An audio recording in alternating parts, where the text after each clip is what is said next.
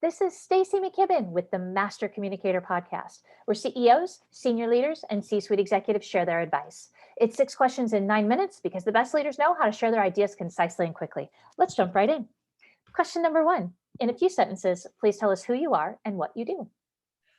Thanks, Stacy. I'm Kimberly Wiefling. I'm a physicist by education, but I learned the value of what my engineering friends call the touchy-feely crap. Human beings, the so-called soft skills that are killing organizations globally. So now I work with product development, program managers, team leaders, organizations that want to transform managers into leaders and groups of people into real teams who can get impossible things done. Oh my goodness. I love everything you just said. And I can only imagine that you've got 1 or 2 things to teach us about change today. Am I right, Kimberly? I'm going through changes, so I'm hoping I can share what I've learned. That's amazing. So kick us off with, what's the best thing about leading people through change from your perspective? I have been working for the last 13 years with globalizing Japanese companies, and they have to change because it's a choice to change or die. Population of Japan is flat or actually shrinking. And if you want to grow your business in Japan, you've got to grow outside of Japan. So they're highly motivated to change. They got to hire crazy non-Japanese people like me and learn to work with us.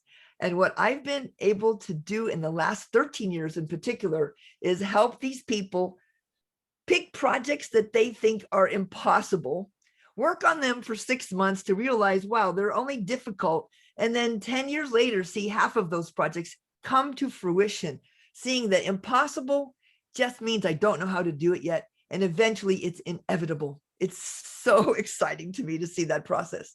Oh, that's so cool. And I love when you use the word impossible, because I remember being taught as a kid, it just means I'm possible. Ooh, I love that. Right. And so just this idea of like who we get to become and what we get to do and change in the world is just such a powerful place to be. Actually, and I ask people, what percent of everything in the entire universe do you personally know? Usually people say, 0.1% or less than 1%. So I'm like, if you think it's impossible, it just means that something in the 99.9% that you don't know could make it possible, even easy. Okay, mind blown. That's beautiful. I love that. Talk about the ultimate half glass full, glass half full.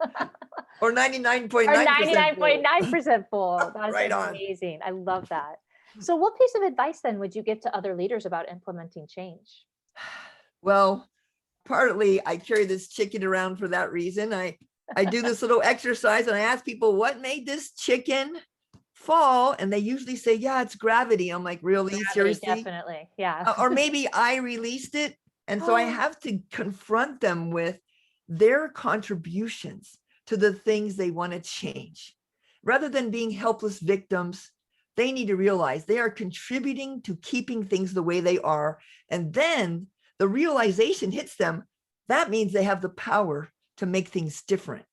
And then they have to have the persistence to keep going, even when they feel like giving up, doing what's required, whether they feel like it or not. That's not the easy part. And it just requires discipline. The first 5 years are the hardest in any change project. Oh, I love confronting them with their contribution. I mean, that's just such a great phrase and a visual, and being kind of, as you think about putting that sticky note on your computer, confronting yourself every day with, what's my contribution here? Well, they don't want to hear that. You wouldn't Yeah. believe how many executives I have said, oh, by the way, you want your people to change. I get that. I can help you with that. And here's a few things that you're doing that's actually making it more difficult. And then the first question they ask me, who said that? I'm like, I'm not going to tell you. They should be asking, tell me more. They want to understand more how they're contributing to the challenges their people are facing. There's a huge lack of curiosity, shocking to me, actually. So it's interesting. I'll often hear from other leaders that leading people in this remote time period has been really challenging. They don't have the benefit of the walk by leadership or the overhearing people on the phone or at the water cooler. I'm curious, have you been experiencing some of that, and how have you been coaching your clients through that?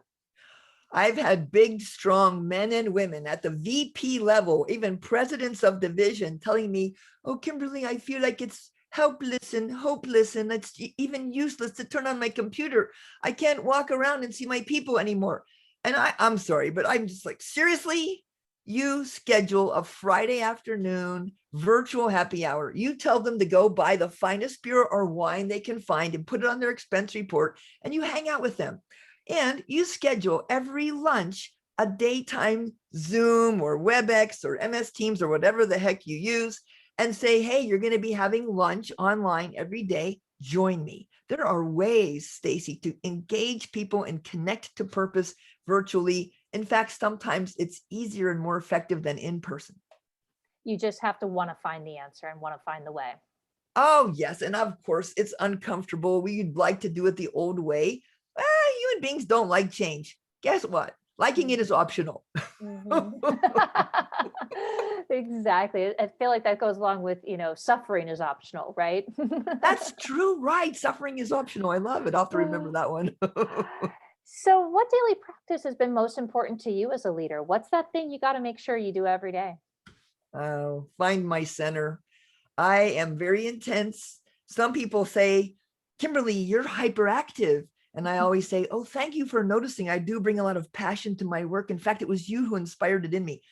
But I need to find my center so I can be a nice, solid foundation for people. And so I go in the hot tub every morning. That's awesome. I actually have the hot tub repairman here today because we love to do the same sort of exercise. It is saving me a fortune in alcohol. Okay, magic question number 6 for you. What other successful business leaders like yourself, Kimberly, should be on the show? In other words, who else should we be paying attention to? Where do you get your insights from?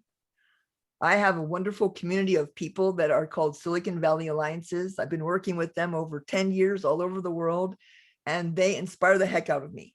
When I couldn't figure out how to virtualize some of the things I was doing, they said, hey, I have ideas. And we brainstormed and co-conspired over the last year to figure out how to engage and connect to people meaningfully virtually. So Silicon Valley Alliances people, there's about a dozen of us who've worked closely together over the past year, including Yumi Wakayama. She's in Tokyo. She's like my Japanese sister. And we get together, not just for work, but for laughs and fun and to keep each other sane. Another good colleague from this group is called Annie Sheehan. She's in Australia, and that woman will get up anytime, day or night, to be on with us and supporting what we're doing. And she is strong and powerful and go for a walk with me virtually anytime I need it. Things like that. So this is what I call my possibilities people. If you want to explore what's possible, you reach out to people like this. When you feel like giving up, they'll say, oh, come on, Kimberly, you can keep going. I love that. You got to have your powerhouse in your back pocket, right? Because we all need it every now and again. That's right. I just talked this morning with a very powerful, like 6 foot tall, 200-pound German woman who's been the CEO of several organizations. And she calls me and says, I can't take it anymore. I'm about to give up. And I'm like, oh, no, you're not. Don't you dare give up. You go on for at least 3 days longer than you think possible, and you'll get your spirit back.